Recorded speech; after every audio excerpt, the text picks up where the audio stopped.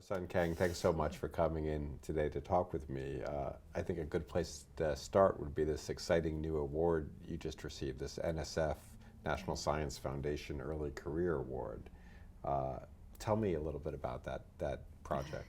Yeah, thank you so much for having me. I was really honored to receive this award, and the project really grew out of all the work that I've done in teacher education.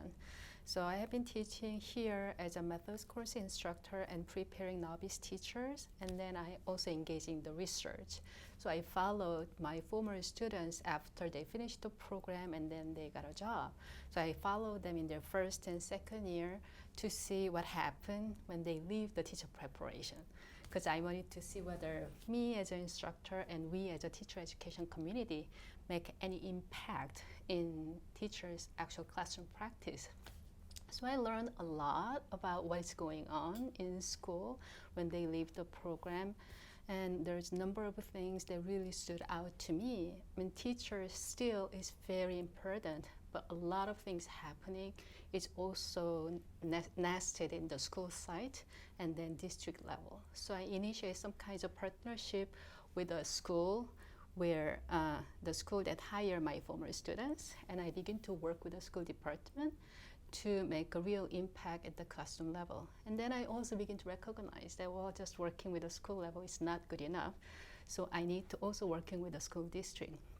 So that's the way idea has been kind of grown up, and luckily I was successful in convincing NSF to do this kinds of work. So the work that I do is the overarching goal is improving student science learning experience in the classroom, in particular for students who has been historically marginalized in secondary science classroom. And then there is a two component of this project. One is facilitating the collaboration among the multiple stakeholders, specifically teachers, and then teacher educators, and UCI scientists. And so we are working together side by side to develop what I call inclusive curriculum. The curriculum that is aiming for providing engaging and empowering science learning experience.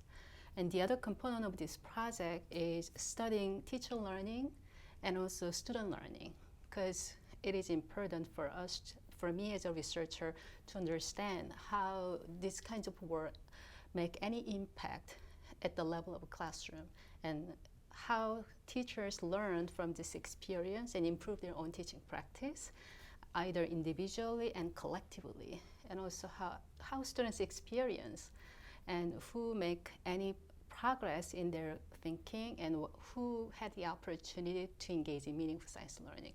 So those are the two kinds of research that I'm doing. Yeah, it seems what's particularly notable about this work is how it involves multiple levels, and also involves kind of these feedback loops between student learning, teacher education, training, teacher candidate induction. Can you speak a little bit more about kind of that integrated character of the work? Yes, so ultimately what I'm interested in as a science education researcher is improving students' learning experience in the classroom. But we cannot I cannot achieve the goal. First of all, understand when and how, under which conditions students experience science more meaningfully. So understanding students' learning is always part of my research program. But then how we are going to, what is the point of studying students' learning if we are not using those information to improve the work that teachers do? So the project has a built-in component of this formative feedback loop, like studying student learning, and then using those information, help teachers to using those information to improve their teaching directly. So they're constantly engaging in this feedback loop in a small size or a bigger size. So yeah, that's something that I try to do. It's by the design of the project. Right, and another thing we're very excited about here at UCI is that you're working with some of the local schools in Orange County. Can you speak a little bit about that, your commitment to the local community, and how you think about your work. I know you've used this term before, research practice partnership, to describe. Yeah, so there are multiple different ways in which educational researchers work with a school and engaging in the work of generating knowledge. And for me, the ultimate goal of my research program as a science education researcher is, as I said, is improving students' learning experience in the classroom. And I was convinced that after doing some of the work, my prior work, even though we are generating pretty good idea about what science teaching should look like, just telling them or giving them a tool doesn't necessarily make a huge difference at the classroom level for a very complex reason.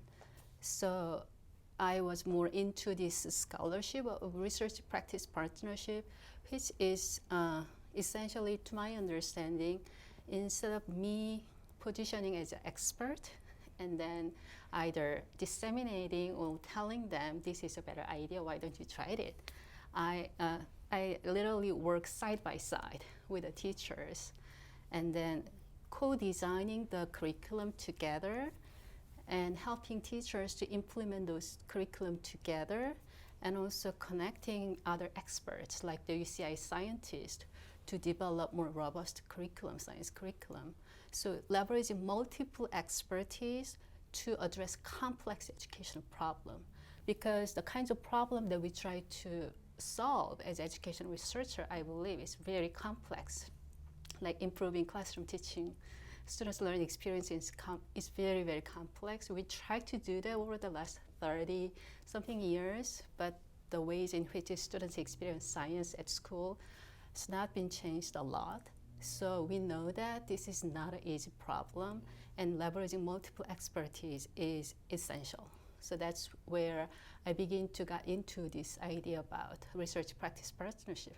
And the other aspect for me is this commitment of equity, because it is not just generically improving students' science learning experience, because science education has been criticized as most inequitable kinds of discipline, given who is going into the science and who is actually excluded in the field. So I'm very much aware of this power dynamics in the work of research, generating the knowledge, and also who is get benefited from those research. So my goal is do the work and generating knowledge in service for people. That is what I committed. So I'm into this idea about working together and attending to this power dynamic, co-generating knowledge, and leveraging multiple expertise that everyone has. Now, you mentioned your deep interest in student experience in science education.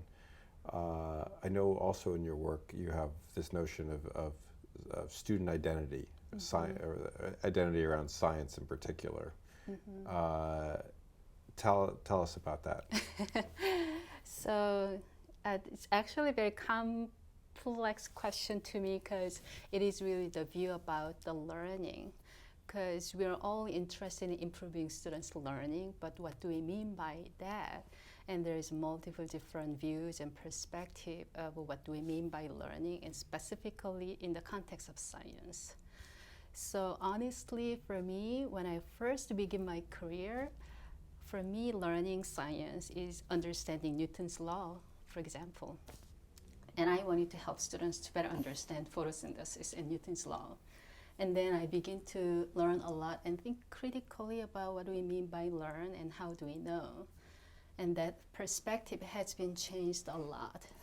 And I think the notion of identity is one way of capturing more different perspective about the learning in my mind. It is kind of like becoming a certain kind of person by learning science, for example. So in my mind, just understanding Newton's law is not good enough. As a science educator who want our students to learn science in a meaningful way, like students view themselves as someone who can do science and view science is useful, and science can help and improve people's life. And and also using science to make more informed and critical choice to make a better world. That to me is much more powerful science learning. So that's why I'm using the identity as a construct to understand what kinds of experience students have. And also as a researcher to recognize the different kinds of science learning experience that students have. And some of your early work kind of involved shadowing, right, students to understand their self conception and identity, science identities. Describe that work for us. So I was really lucky to be involved in this amazing project as a graduate research assistant at Michigan State University, because I came to the doctoral program with a strong interest about teaching, because I was teacher and I wanted to study about teaching and teacher education. But that learning was not my primary focus. But I was so lucky to get involved through this research assistantship work. So I began to shadow some of the African American girls in the large middle school that is racially very segregated. And that kind of opens up my eyes about how students experience these spaces and navigate it. And shadowing the students over a whole year and seeing how the students are changing in the ways in which describe herself. And you would start in the morning and go? I drove down from the Michigan to certain city. So I have to leave at 4:30 something to get there. And then, because the kids go to school so early, they are starting like 7. Already there's so many kids at school, and I begin to shadow these kids before sun goes up, and then I follow the students from English class to social studies and science, and after school like once a week, every week for a whole year. So I'm very glad that I had that opportunity, because that really helped me to put myself from students' perspective and learn about what does that mean to become, for example, African American girls, and navigating this kind of space, and also see how over time how the students discourse, the ways in which talk about it changing over time. That leads me to think a lot about not only what it means to learn science, and also what does it mean for me as a teacher educator, what kinds of experience we need to provide for the students who have a difficulty in navigating this kind of space. Yeah, if I recall, many of the students over even just that 1 year gave up on science, science identity. Yeah, those are the cases that is published in ARJ paper, and one of the cases we have a sad case and very exciting cases. So the students who initially super excited about science, very inquisitive, and love to engage in various kinds of science activity. But the students didn't get the kinds of recognition as much as she should have, comparing to the other students. And we saw over time these girls completely almost like lost her interest in science and begin to say, science is really not my thing. It is just 1 year, but we saw a dramatic shift in the ways in which the girls think about themselves. But from my perspective, from social practice theory perspective, we define identity not as just reflection of an internal characteristic. So I view the identities as a socially, interactionally, constantly reshaping and reconfigured.